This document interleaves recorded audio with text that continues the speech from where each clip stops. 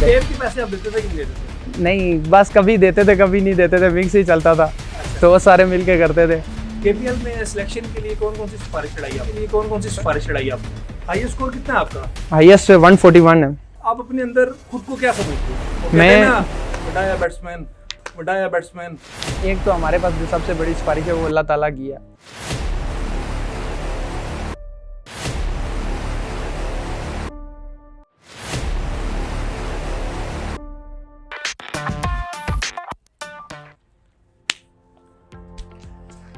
अस्सलाम वालेकुम, आदाब, खुश आमदीद। मैं हूं अल्ताफ़ और आप देख रहे हैं स्पिट्स का यूट्यूब चैनल। आज हमारे साथ छोटा बच्चा ही कहना चाहिए, क्योंकि 2-1 साल पहले जब मती हमारे पास आया था तो उस टाइम एक बच्चों की तरह ही हमने इसको ट्रीट किया था और नहीं पता था कि इतना जल्दी ये एक सीनियर प्लेयर की तरह बिहेव करेगा और इसको एक अच्छे प्लेटफॉर्म पे मौका मिल जाएगा। प्लेटफॉर्म की अगर हम बात करते हैं तो पाकिस्तान में एक जो बड़ा प्लेटफॉर्म है वो है PSL, और PSL के बाद जिंदाबाद कश्मीर और कश्मीर प्रीमियम लीग KPL के बारे में मैं बात करना चाह रहा हूँ। यहाँ पर जो एक गुड लक मती के साथ कि मती इस दफ़ा जो पहला सीज़न हुआ है KPL का, वहाँ पे पार्टिसिपेट कर रहे थे और इनका नाम जो है वो डाला गया था कौन सी कैटेगरी में? और इमर्जिंग कैटेगरी में। इमर्जिंग कैटेगरी में इनकी शमूलियत की जो है पॉसिबल हुई थी और इस टूर्नामेंट में गो के मत्ती को कोई मैच नहीं मिला, कुछ उस तरह करके मौका नहीं मिल सका, क्योंकि वहाँ पे जब इंटरनेशनल प्लेयर्स के साथ आपने खेलना है और आपने कायद-ए-आज़म ट्रॉफ़ी के टॉपर्स के साथ खेलना है तो वहाँ पर मौका मिलना आसान नहीं था।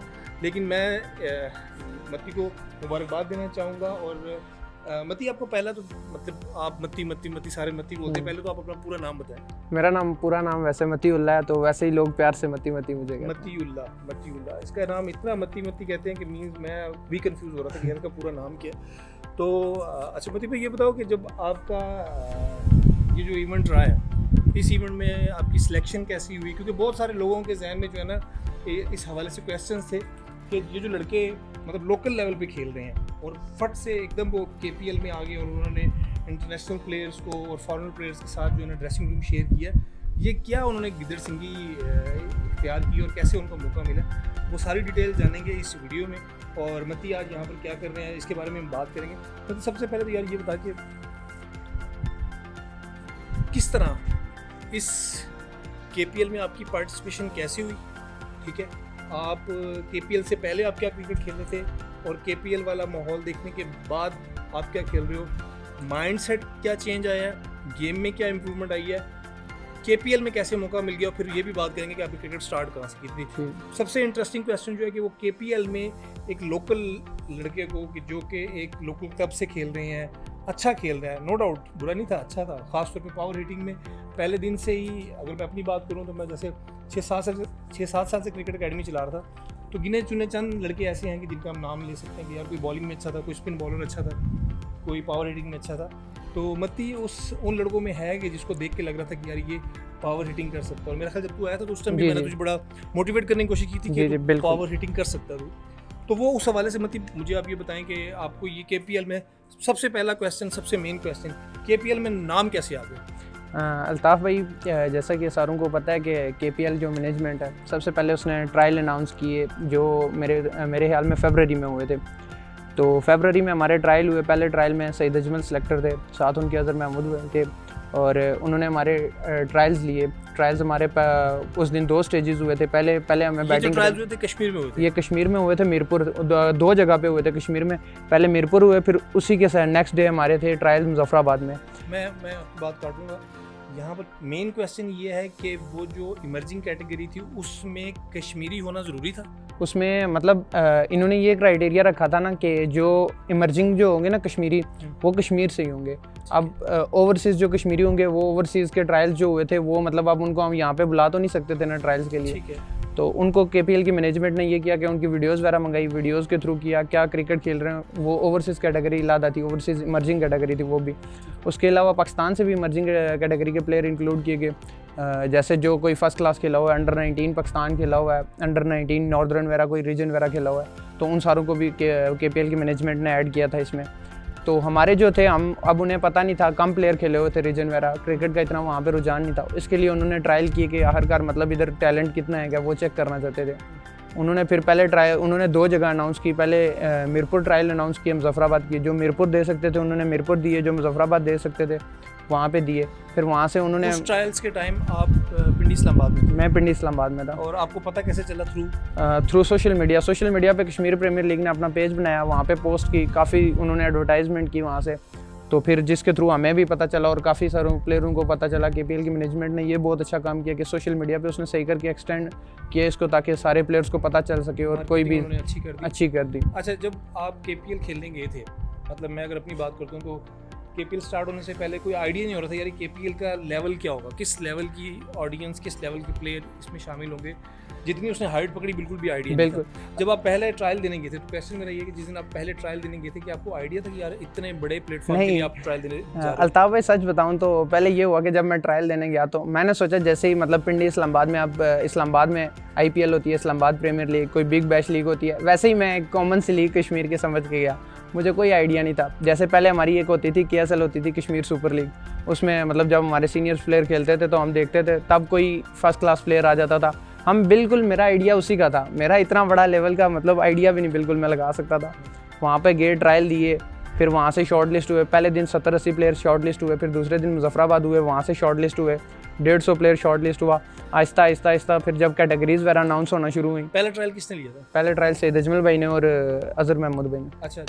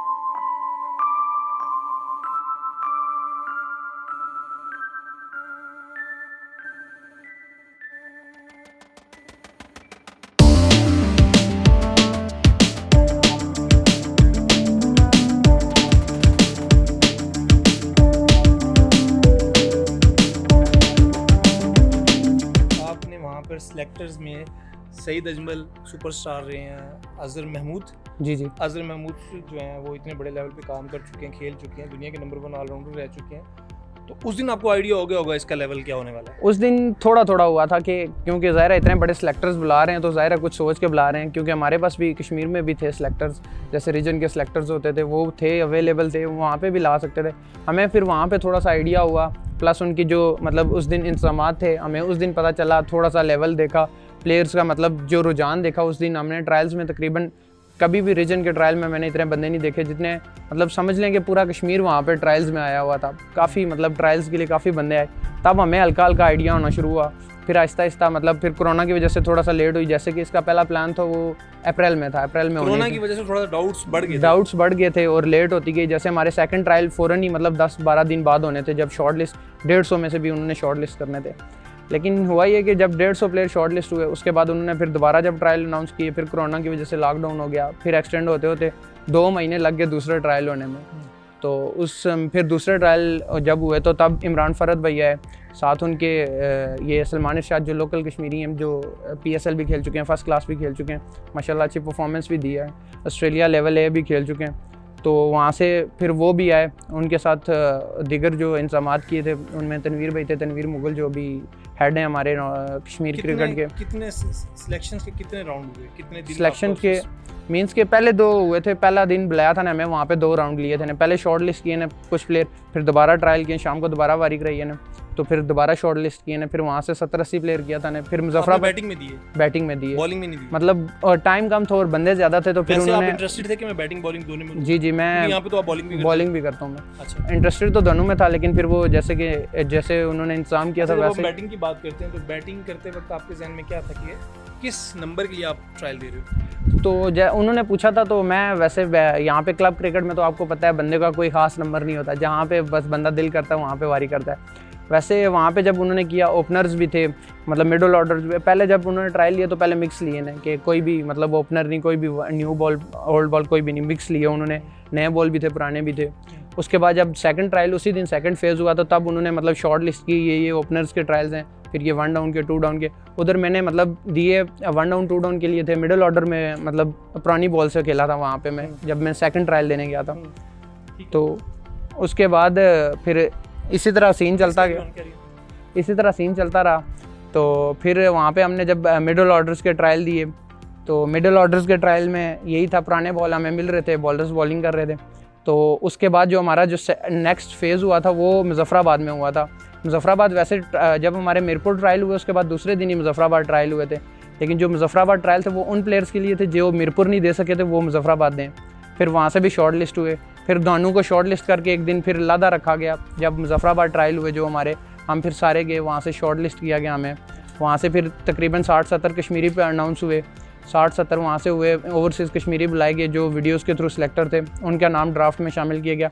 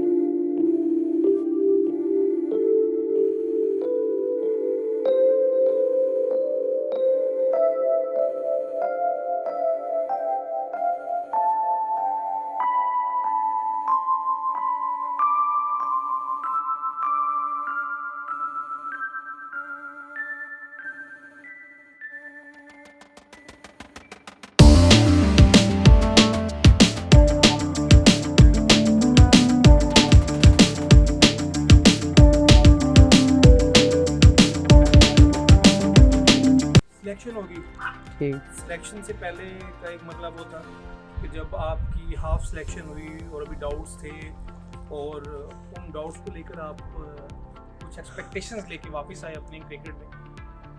आप मुझे बता रहे थे कि इस दौरानिए में, जो कि तकरीबन आपने मुझे बताया 2 माह का था, और 2 माह में आपकी परफॉर्मेंसेज में कितने 100 थे? आई थिंक 12-13 लाजमी थे। 12-13 आपने कर दिए थे 2 महीने में, और आपका पहला, उससे पहले कितने 100 कर चुके थे? उससे पहले कोई 100 नहीं था मेरा। अच्छा, अगर मैं कहूँ कि ये 12-13 जो हुए हैं उसके पीछे एक मेन रीज़न ये थी केपीएल, आप केपीएल को टारगेट कर रहे थे, और आपकी चाह बहुत ज़्यादा थी कि यार मैं केपीएल खेलूँ, और आपका हार्ड वर्क उस हिसाब से बहुत ज़्यादा था, आपके जो मेंटल कॉन्फिडेंस है वो बहुत ऊपर जा चुका था। क्या इस 12-13 में ये अहम रोल था, जब कोई और रीज़न थी कि परफॉर्मेंस एकदम इतनी ऊपर चली गई? नहीं अल्ताफ़ भाई, ये हुआ था कि जब मैंने थोड़ा सा सोशल मीडिया पे देखना स्टार्ट किया केपीएल को, तो केपीएल के बारे में मैं सर्च करने लगा। जैसे गूगल्स पे वेबसाइट आ रही थी केपीएल की, मैं ये सारी चीज़ें देखने लगा। तब मैंने मयार चेक किया केपीएल का, तो तब मुझे वहाँ पे पता चला कि यहाँ से तो मतलब बहुत हाई लेवल है। तो तब जब मैंने देखा हाई लेवल, तो फिर मैंने अपने आप को देखा, मेरा लेवल लो आ रहा था। फिर उस लेवल को मैंने अचीव करने के लिए फिर 2 महीने में मैं जो कुछ कर सकता था, सिर्फ क्रिकेट में मतलब जो कुछ मैं कर सकता था वो मैंने अपनी तरफ से ट्राई किया। और मेरी गेम में तब्दीली की मेन वजह ये केपीएल थी कि पहले हम खेल रहे थे, हमें कुछ आइडिया नहीं था हम क्या कर रहे हैं। जब हमारी फर्स्ट फेज़ में सिलेक्शन हुई तब हमें पता चला कि अब हम सिलेक्टेड प्लेयर हैं, अब मींस हमारा कंपटीशन थोड़ा सा हाई हो गया। तो मींस कंपटीशन जब हाई हुआ, फिर हमने ट्रेनिंग हाई करना शुरू कर दी। तब फिर हमने वो ये चीज़ें जो थी हमारी बैटिंग टेक्निक्स, बैटिंग में जो मतलब फॉल्ट्स थे वो हमने क्लियर करना शुरू कर दिए। तो जिसकी वजह से मतलब मैं जब मैच में जाता था तो कॉन्फिडेंट होकर जाता था, क्योंकि जब तैयारी तगड़ी होगी तो कोई डर नहीं होता था जहन में। फिर मैं जब मैच में खेलता था केपीएल को जहन में रख के खेलता था, तो जिसकी वजह से जब बड़ी सोच होती थी तो मेरा हमेशा टारगेट होता था कि मैं अब हर मैच में 100 करूँ। तो इसकी वजह से माशाल्लाह मैंने जो 20-30 मैच खेले उनमें मैंने फिर अपनी परफॉर्मेंसेस को हाई किया, वहाँ पे मैंने अच्छे स्कोर किए और कम से कम अल्लाह के रहमो करम से मैंने 12-13 100 भी किए उस में। और 300 जो थे मेरे वो लगातार 3 इनिंग्स में थे, और जिनमें मैं दो इनिंग्स में मैं नॉट आउट भी था 3 लगातार इनिंग्स में। हाईएस्ट स्कोर कितना है आपका? हाईएस्ट 141 है। 141 आउट हो गए थे? आउट नहीं था, नॉट आउट था। अच्छा, अभी तक जो आप क्रिकेट खेलते रहे हो उसमें मींस जो आप क्या चाहते हो कि मैं मतलब बाबर आजम की तरह बैटिंग करूं या क्रिस गेल शायद अफरीदी की तरह बैटिंग करूं? क्या आप अपने अंदर खुद को क्या समझते हो? वो कहते हैं ना बड़ा बैट्समैन, वो जो आपके अंदर का जो एक बड़ा बैट्समैन है जो इंशाल्लाह फ्यूचर में पाकिस्तान को मिलेगा आपकी मेहनत से और अल्लाह ताला की मेहरबानी से, वो उसका करैक्टर क्या है? वो अगर हम बैट्समैन की बात करते हैं तो वो मिसबट टाइप की चीज़ है, वो बाबर आजम टाइप की चीज़ है, या क्या आपका आइडियल क्या है जिसका आप पीछा करेंगे? जी, अभी आप मॉडर्न क्रिकेट देखें तो रोहित शर्मा एक ऐसा प्लेयर है, मींस आप उसको टेस्ट में छोड़ दें तो मतलब टेस्ट में भी आउटस्टैंडिंग है, वनडे में छोड़ दें आउटस्टैंडिंग है, और बाबर आजम और ये भी आउटस्टैंडिंग है, हम इनको कम नहीं कहते मींस। लेकिन वो जो उनकी गेम है वो अपनी नेचुरल गेम के तहत खेल रहे हैं, और मैं जो अपनी नेचुरल गेम बनाना चाहता हूँ वो अब उनकी बन चुकी है। और मैं जो नेचुरल गेम बनाना चाहता हूँ वो ये मेरा टारगेट है कि जैसन रॉय और जो रोहित शर्मा है मैं उनकी तरह ओपनर बनना चाहता हूँ, ताकि अगर मेरी टीम को मेरी ओपनिंग हिटिंग में अच्छे स्टार्ट की ज़रूरत पड़े, बास टाइम बंदे को 450 भी चेज़ करना पड़ता है, 400 भी चेज़ करना पड़ता है, तब भी मैं अपनी टीम को सपोर्ट कर सकूं। अगर कोई टफ़ कंडीशंस आ जाएं, जैसे विकेट्स गिर जाती हैं, मतलब 3-4 विकेट साथ गिर जाती हैं, बंदा ओपनर अभी स्टे कर रहा है वहाँ पे विकेट पे, तो मैं ट्राई कर रहा हूँ कि मैं लंबी इनिंग्स भी बिल्ड कर सकूँ। मैं इसलिए अपनी टेक्निक्स को भी अच्छा कर रहा हूँ, और प्लस जो पावर रेटिंग है मैं उसको भी अपने अंदर लाने की कोशिश कर रहा हूँ। ठीक हो गया, चलिए ये तो बड़ा अच्छा हो गया। जब हम लोकल क्रिकेट की बात करते हैं, जो जैसे हमने आपको देखा है कि आप बॉलिंग भी बड़े शौक से करते हैं, बैटिंग भी शौक से करते हैं, फील्डिंग में भी आपका एक पैशन नज़र आता है, आप इंटरेस्ट से कर रहे होते हैं। बेसिकली स्टार्ट कहाँ से हुआ, एज अ बॉलर या एज अ बैट्समैन? बेसिकली जब मैं, आपको पता है हमारे कश्मीर में टेनिस बहुत ज़्यादा खेली जाती थी, और मैट्रिक तक मैं कश्मीर ही रहा हूँ, तो वहाँ पे जब मैं करता था तो मतलब मैं फास्ट बॉलर भी होता था टेनिस को। और आपको पता है टेनिस में ऑलराउंडर ही चलते हैं, कोई बैटिंग कोई ख़ास बंदे को पता नहीं होता कि बैट्समैन है बॉलर है, बस जो जिस दिन जो चल गया वो था। तो बैटिंग तो मैं बहुत शौक से करता था, टेनिस में मैं ओपनिंग बैटिंग करता था, और मतलब फिर साथ में बॉलिंग कीपिंग भी, ये सारा चलता था वहाँ पे। पैसे आप देते थे कि नहीं देते? नहीं, बस कभी देते थे कभी नहीं देते थे, मिक्स ही चलता था। अच्छा। तो वो सारे मिल के करते थे।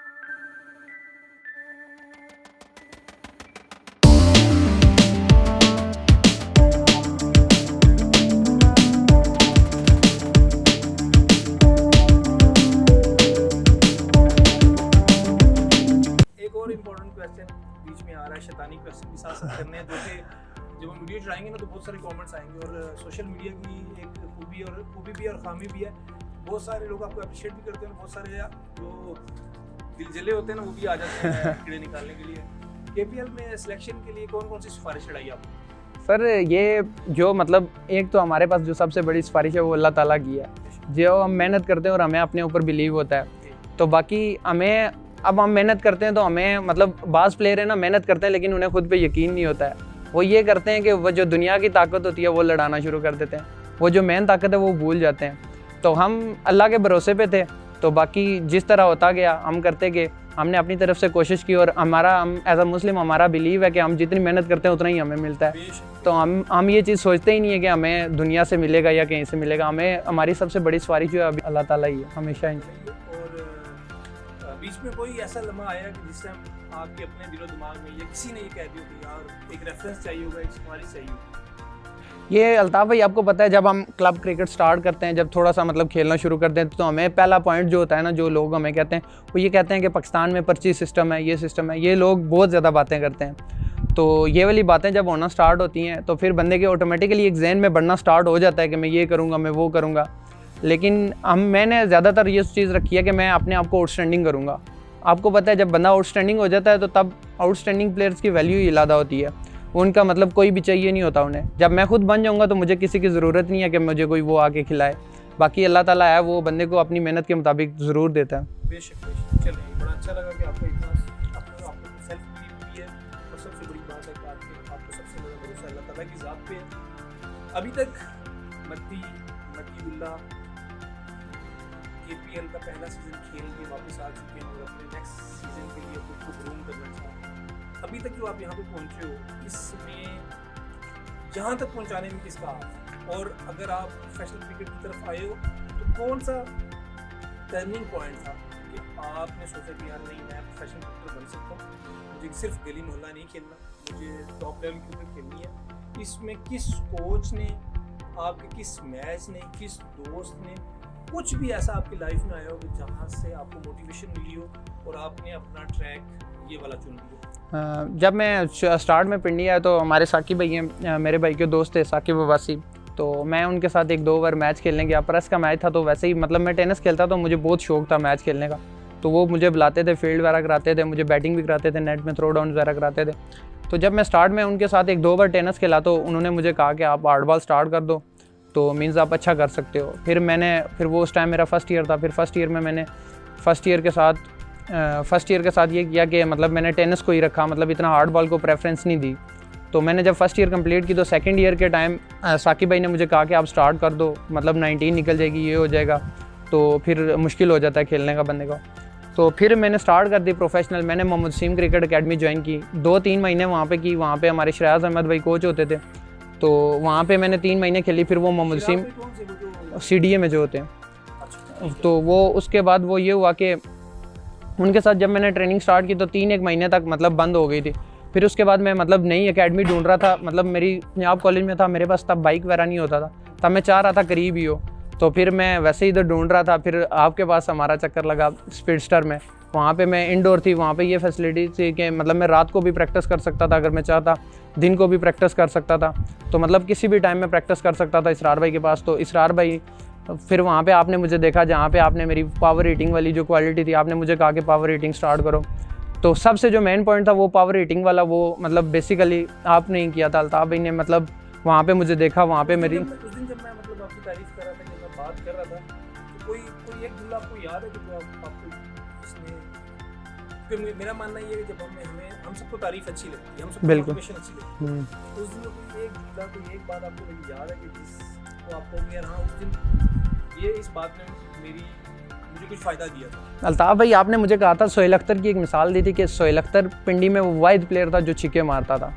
आपने मुझे वो मिसाल दे के कहा था कि वो दिन के 100 छिक्के भी मारता था। आपकी वो वाली जो बात थी कि मतलब एक दिन में 100 छक्के मारो, क्योंकि यूनिक बनना है ना, तो यहाँ पे इस क्रिकेट जो पाकिस्तान की करंट क्रिकेट है, इसमें छक्के नहीं चल रहे, कोई पावर हिटर नहीं आ रहा। आप जैसे आसिफ अली हैं, ये आपने जो मिसालें दी थी वो मेरे जहन में घूम रही थी, और जब आपने ये वाली बातें की ना, तो अब मैं फिर उस चीज़ के पीछे पड़ गया था। मैं मतलब पावर हिटिंग जहन में बना लिया था कि मैं पावर हिटर बनूँ तो मैं इलादा हो जाऊँगा। मैं भीड़ से इलादा खड़ा हो जाऊँगा कि बिल्कुल मतलब उनका कंपटीशन इलादा होगा, मेरा इलादा लेवल होगा। जो टेक्निक में स्ट्रॉन्ग है, ठीक है टेक्निक ज़रूरी है गेम में, लेकिन जो पावर रेटिंग होती है वो टेक्निक के साथ वो बंदे की मेंटल में भी होती है, प्लस उसकी नेचुरल भी होती है।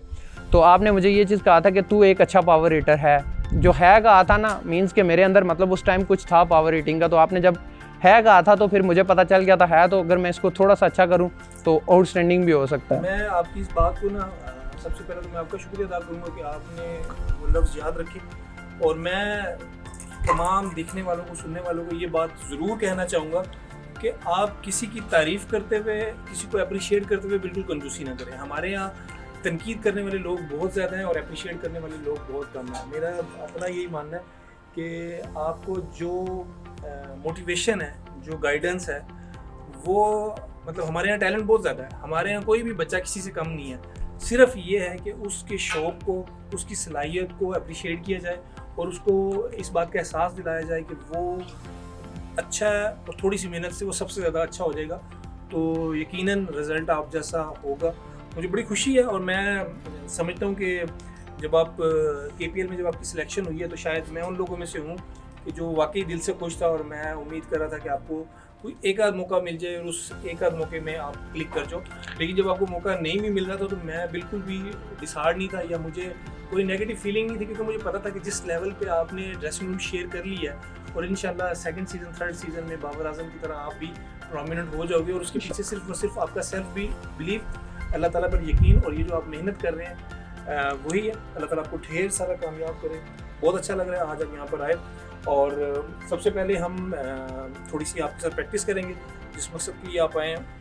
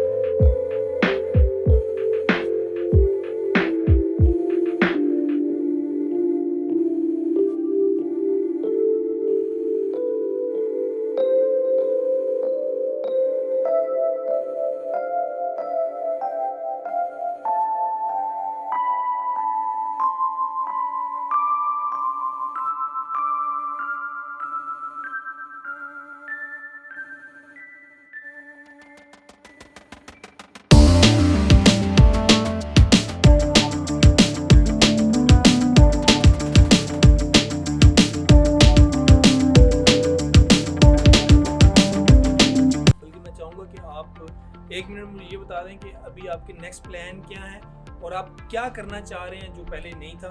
प्रैक्टिस में आप मतलब इस सारे दौरानिए से KPL से आपके होके आए हैं, तो अब आपको क्या लग रहा है कि यार किस इंग्रेडिएंट को आप अपनी ज़ात में कम फील कर रहे हैं और उस पर आप ज़्यादा काम कर रहे हैं? और जैसे कि आपने सारे मैचेस देखे होंगे, शान मसूद वगैरह की बैटिंग वगैरह वो चीज़ें देखी होंगी, उनकी जो मतलब जो मुजफ्फराबाद की विकेट थी, और प्लस बड़ी क्रिकेट में जो मैंने ये जो चीज़ की है ना, स्ट्रॉन्ग बेस, मतलब मैंने जो क्रिकेट देखी है स्ट्रॉन्ग बेस के साथ ग्राउंड शॉट्स पे मारना, हिटिंग भी करना, और जो मतलब अच्छी जो बेस वगैरह होल्ड करता है, अच्छा बैलेंस के साथ खेलता है, वो वाली मैंने देखी है कि क्रिकेट बेस से मुराद है कि जो स्ट्रॉन्ग बैलेंस है, उसका स्टांस है। और बिल्कुल।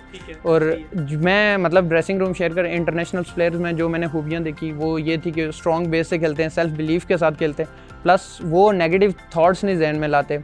जैसे मैं अक्सर कोई मतलब बात चल रही होती थी ड्रेसिंग रूम में, तो मैं एक दो बार मैंने ये बात कर दी कि मतलब सोहेल खान भाई से वो कैच छूट गया, मतलब छोड़ दिया उन्होंने वो ये कैच, तो वहाँ पे 1-2 बार मुझे खुरम भाई ने टोका था कि छोड़ दिया नहीं छूट गया। तो मतलब मैं इस चीज़ को मतलब सोच रहा था कि ये क्या कर रहा हूँ, मतलब मैं इसमें गलती क्या कर रहा हूँ, छोड़ गया और छूट गया में क्या डिफरेंस। वैसे ही एक दिन मैं बैठा हुआ था तो फिर खुरम भाई मतलब आए तो पास, तो मैंने उनसे पूछा था आखिरकार ये मतलब मैं जी खुरम मंजूर ने सिर्फ जी 3 दिन वो मतलब वो हमारे साथ रहे, 2-3 दिन मतलब वो एंड पे आए थे हैदर अली, जब हैदर अली गया था तो तब आए थे। तो उन्होंने मुझे कहा कि मतलब ये हम कहते हैं ना कि छोड़ गया मीन्स ये नेगेटिव थिंकिंग है, और छूट गया मीन्स उन्होंने एफर्ट की और छूट गया। तो मतलब ये पॉजिटिव, मैंने ये चीज़ें चेक की हैं कि वो एक तो पॉजिटिव होते हैं और सेल्फ बिलीफ के साथ होते हैं। मैं बस यही ट्राई कर रहा हूँ कि मैं अपनी टेक्निक को स्ट्रॉन्ग करूँ और जो अपना सेल्फ बिलीफ है उस खुद पे यकीन रखूँ कि मतलब अगर मुझे 3 ओवर में 50 रन भी चाहिए हो तो मुझे डाउट ना हो, क्योंकि मैं उस लेवल का प्लेयर बनना चाहता हूँ कि 3 में 50 हो या 3 में 20 हो, मुझे टेंशन ना हो, मैं अपनी वारी करूँ और बिल्कुल माइंड सेट के साथ जाऊँ और एंड तक मैं अपनी गेम को फिनिश कर सकूँ। उस दिन हम लोग बात कर रहे थे तो आप रसल की कुछ बात कर रहे थे, वो क्या सीन था? रसल की वो मैंने एक वीडियो वगैरह देखता था रसल की, तो मैं उसकी बैट स्पीड वगैरह पे चेक कर रहा था, और प्लस रसल्स की मैंने ट्रेनिंग भी देखी है, वो बहुत हाई लेवल की ट्रेनिंग करता है, बहुत हाई लेवल की, और उसकी स्ट्रॉन्ग बेस के साथ और मतलब बिल्कुल बैलेंस में खड़े रहते हैं, और एंड मौके वो जो बैट स्पीड आती है आई थिंक 144 माइल्स है या किलोमीटर पर आवर है, और बॉल को मतलब बिल्कुल एक्यूरेट तरीके से हिट करते हैं। मैं मतलब वो चीज़ें चेक कर रहा था, मैं अपनी गेम में वो चीज़ लाना चाहता हूँ ताकि मैं मतलब आपको पता है जैसे अब इंग्लैंड ऑस्ट्रेलिया वगैरह में क्रिकेट होती है, अब जैसे रूट की इनिंग्स हम देखेंगे टेस्ट में जो खेल रहे हैं इंडिया के केस बिल्कुल करीब ला के लेट खेल रहे हैं। जब मेरी बैट स्पीड अच्छी होगी तो मैं बॉल का वेट भी करूँगा और बॉल को करीब भी आने दूंगा और मैं लेट खेलूँगा, तो इसके लिए मुझे बैट स्पीड चाहिए होगी। तो वो मैं रसल की बैट स्पीड की बात कर रहा था कि रसल की जो बैट स्पीड है वो मुझे बहुत ज़्यादा पसंद है, कि मीन्स मैं उसकी तरह अपनी बैट स्पीड को इम्प्रूव करना चाहता हूँ ताकि मतलब मैं बॉल को अगर लंबा हिट करना चाहूँ तो मैं अपनी बैट स्पीड्स के साथ भी कर सकूँ। चीज़ें बेशुमार हैं, बात करके आपको बहुत अच्छा लग रहा है कि जब इंसान स्क्रिप्टेड नहीं होता ना, जब कोई चीज़ प्लान करके नहीं बोला जाता तो बात करने में भी मज़ा आता है, सुनने में भी मज़ा आता है। जो हम लोग क्रिकेटर्स होते हैं, हम लोग मैच से पहले मैच के बाद चाय पे बैठ के बस बड़ी इंजॉय करते हैं। बिल्कुल, तो इंशाल्लाह ये बातें तो चलती रहेंगी, वीडियो बहुत ज़्यादा लंबी हो जाएगी। इस आज की वीडियो में एक इंपॉर्टेंट चीज़ मैं आपसे रिक्वेस्ट करना चाहूँगा, अगर आपको बुरा ना लगे तो मैं चाहूँगा कि आप अपना पूरे उस किट बैग का डिस्प्ले करें जो कि आपको केपीएल की तरफ से मिला, जो आपकी सक्सेस है, जो इस बात की ज़मानत है कि आप उस ट्रैक पे चल चुके हैं जिसका सीज़न 2 आपको कामयाबी की तरफ लेके जाएगा, और सीज़न 3-4 जो आपको पीएसएल के रास्ते इंटरनेशनल टीम तक इंशाल्लाह। अगर आप फीडबैक दिखाना चाहें तो बहुत सारे यंगस्टर को फीडबैक देखना चाहेंगे। ये जो आप किट बैग है ये सिर्फ सामान नहीं है, ये वो रिस्पेक्ट है जो कि एक क्रिकेटर के लिए सब कुछ होता है। जैसे मेरा मानना है कि अगर आपका एक फेवरेट बैट है तो उसकी कीमत आप लाखों में भी आप उसको सेल नहीं करते, बिल्कुल, तो आप कहते हो तो आपका मोस्ट इम्पोर्टेंट चीज़ है। किसी के लिए उस बैट की कीमत 5-10 हज़ार रुपये होगी, लेकिन आपको पता है कि वो बैट या कोई भी चीज़ ऐसी, वो आपका हेलमेट हो सकता है, वो आपका ग्लव्स हो सकता है, वो आपके शूज़ हो सकते हैं, कुछ भी हो सकता है। तो अगर पॉसिबल है तो हम फीडबैक का डिस्प्ले करें। जी जी क्यों नहीं। सबसे पहले आप क्या दिखाना चाहिए? मैं ये छोटा बैग दिखाना चाहता हूँ। ये मतलब हमारा सबसे जो मतलब पास और करीब होता है वो यही होता है, क्योंकि इसमें हम अपनी जो कीमती सामान होता है प्लस जो हम अपना सारा सामान इसी में रखते हैं। हमारी जो ऑफिशियल किट होती है, मैच किट्स और प्रैक्टिस ट्रेनिंग किट वगैरह, वो इसी में होती है। और इसके अलावा हमारा जो बड़ा बैग है जिसमें हम खेलने का सामान होता है वो तो आपको पता ही है कितना अजीज़ होता है हमें। तो सबसे पहले मैं ये बैट, ये केपीएल की वजह से, अब मैं इतना बड़ा प्लेयर नहीं था कि मेरे पास कोई स्पॉन्सर होता।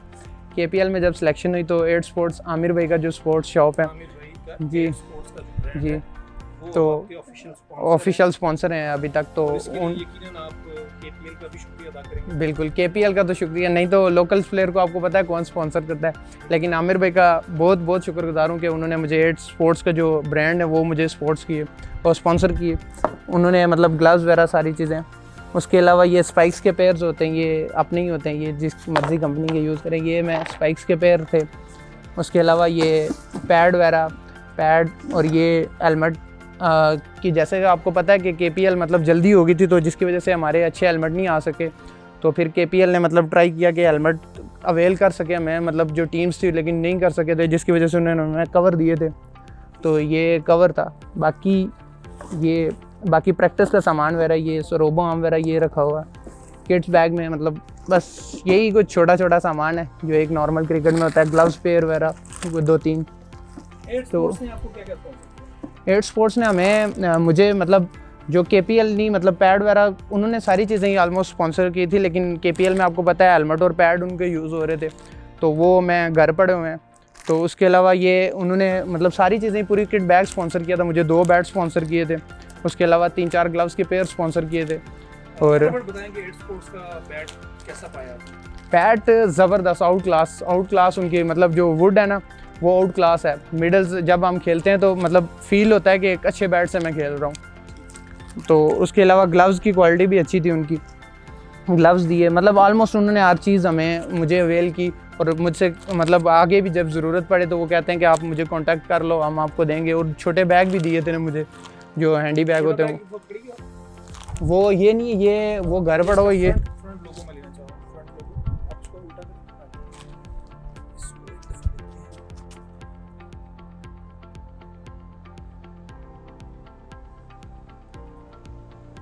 आज की लाइफ में ओवरसीज वॉरियर्स आपकी ज़िंदगी में बहुत अहमियत का हामिल होगा। बेशक। मतीउल्लाह नंबर 18 KPL 18 नंबर क्यों लिया? 18 नंबर मैं असल में जब से मीन्स आप कह सकते हैं कि मैंने क्रिकेट देखना शुरू किया तो शोएब मलिक भाई को मैंने मतलब बहुत देखा है, तो उनको फॉलो करता था। तो मीन्स उनकी फिटनेस वगैरह और उनकी मैं जब बैटिंग वगैरह देखता था, जब मतलब मैं थोड़ा सा होश वगैरह संभाले थे 3-4 साल का हुआ था, तब से मलिक भाई को देख रहा था। वो मेरी इंस्पिरेशन बनते जा रहे थे। मतलब मैं उनको क्रिकेट में देखते देखते मतलब फॉलो करते करते फिर वैसे ही मैं एक दिन सोचा हुआ था जब मेरे नंबर स्टार्ट हुए बढ़ना, तो तब से मैंने कहा कि मैं उन्हीं का नंबर रखूँगा। तो बस उसी शौक के साथ फिर मैंने वो नंबर चेंज नहीं किया, फिर उसी नंबर के साथ जा रहा हूँ। जिंदाबाद जिंदाबाद, बहुत बहुत शुक्रिया यार मती भाई। अभी थोड़ी सी प्रैक्टिस